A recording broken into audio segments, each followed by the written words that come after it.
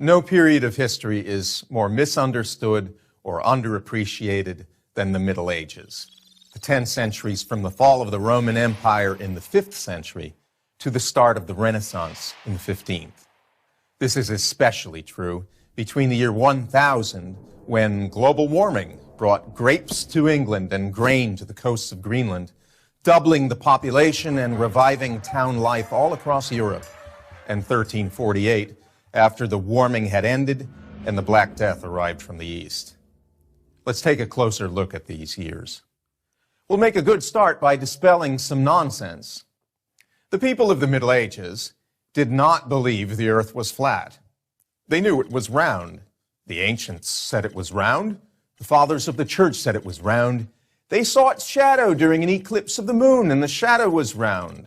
They saw masts of ships sinking below the horizon. Round. More nonsense. The Middle Ages were cheerless. Quite the reverse. They were full of color, of celebrations involving everybody in town. They invented the carnival.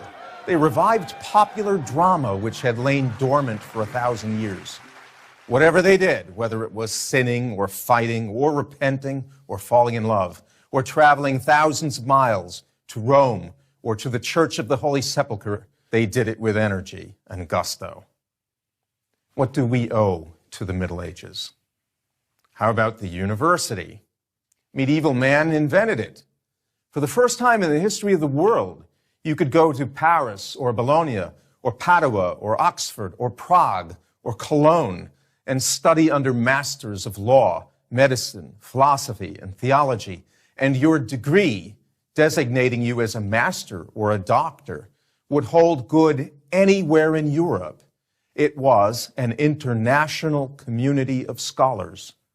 A young Thomas Aquinas, born in southern Italy at the beginning of the 13th century, would travel to Cologne to study philosophy under the philosopher-biologist Albert the Great, then to Paris, where he taught theology and philosophy, then to Rome and back to France.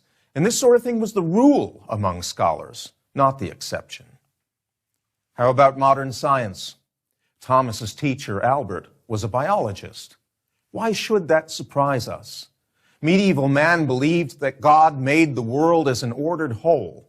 They learned it both from scripture and from pagan thinkers, such as Aristotle. Science did not burst on the scene with Galileo. Copernicus died in the 16th century, but he was a priest astronomer at a Polish university founded in the Middle Ages. He wasn't even the first man to suggest that the earth orbited the sun. Others had ventured the suggestion. Most prominent was the late medieval Nicholas of Cusa, a philosopher and a cardinal in the church. How about architecture? If the Middle Ages were dark and ignorant, how come ordinary people, masons, carpenters, painters, sculptors, glazers, erected the most beautiful and majestic buildings to grace the earth, the Gothic cathedrals, without power tools, with pulleys and winches and scaffolding in their bare hands? They built up lacework in stone and glass, flooding vast interior spaces with color and light. We have nothing to match their complexity and beauty. And art? Studying the ancients, medieval man produced whole genres of art that the world had never seen. There had never been anything like Dante's Divine Comedy, or Chaucer's Canterbury Tales, or the Arthurian legends of Chrétien de Troyes, or the paintings of Giotto, or the astonishingly beautiful and precise work of the illuminators of manuscripts. What else do we owe to them? Western music. They invented our musical notation and Western harmony, not to mention the humble carols we enjoy at Christmas time. A tradition of local self-government.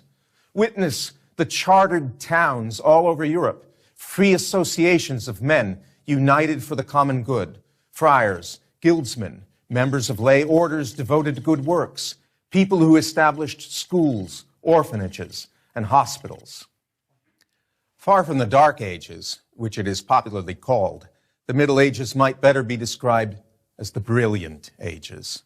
a startling epoch of progress from science to art, from philosophy to medicine. Indeed, in one crucial way, we are less civilized than those who enhanced human existence over 1,000 years ago. We dismiss the achievements of our ancestors and fall short of them. They honored their ancestors and surpassed them. I'm Anthony Esolen of Providence College for Prager University. Join Prager University. Click here to subscribe to our YouTube channel. Click here to sign up for free at prageru.com for quizzes, contests, and prizes.